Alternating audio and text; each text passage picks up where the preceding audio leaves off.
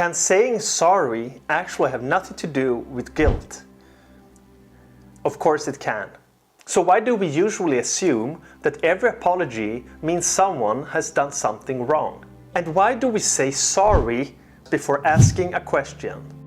Or when someone interrupts us, why are we the ones saying sorry? Most of us do it without even noticing. If we haven't done anything wrong, why does our brain keep apologizing? Psychology has a fascinating explanation, so let's jump in. Apologies aren't always about guilt. Now imagine you walking through a crowded supermarket. Someone accidentally walks into you. Without thinking, you say, "Sorry." You weren't responsible, yet your brain reacted as if apologizing was the safest option. That's because many apologies aren't admissions of guilt. They're social signals. They quietly communicate, "I'm not a threat. I want to keep this interaction friendly." Long before we had laws or written rules, humans survived by staying connected to the group. In many situations, keeping the peace mattered more than proving who was right. The next time you catch yourself saying sorry, automatically ask yourself what your brain is really trying to do. You may not be admitting guilt at all. You might simply be protecting a social connection. Your brain wants to avoid conflict. Now imagine you're in a meeting. Someone talks over you. When they finally stop, you begin with, "Sorry." You did interrupt, they did. Your brain is constantly predicting how other people might react. Instead of asking, "Who's right?" it often asks, "What's the safest way to keep this interaction going?" There's actually a name for this tendency: conflict avoidance.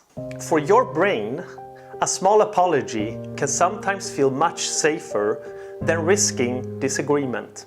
Avoiding conflict isn't always a bad thing. Sometimes it helps relationships. But if you constantly apologize just to keep everyone comfortable, you may slowly stop giving yourself permission to speak up. When sorry becomes a habit. But the story doesn't end there. The more often you apologize, the more automatic it becomes. Eventually, you stop choosing the word.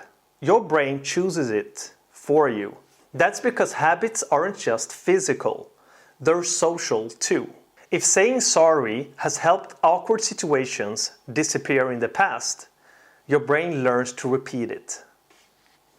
Even when it isn't necessary, before long, you're apologizing for asking questions, for expressing opinions, for taking up space. Not because you've done anything wrong, but because apologizing has started to feel safe. The words we repeat often becomes part of who we are. So every unnecessary apology reinforces the habit. Sometimes, confidence doesn't begin by speaking louder. It begins by saying sorry a little less. Maybe saying sorry isn't always about guilt. Maybe it's your brain trying to protect your relationships. The next time you catch yourself apologizing, pause for a second and ask yourself, did I actually do something wrong? Or was my brain simply trying to avoid conflict? I'm curious, what's the most unnecessary thing you ever apologized for? Let me know in the comments. Every answer leads to another question. So, if you're curious to keep exploring the human mind, choose one of the videos on your screen. I'll see you there. Thank you for watching. Bye.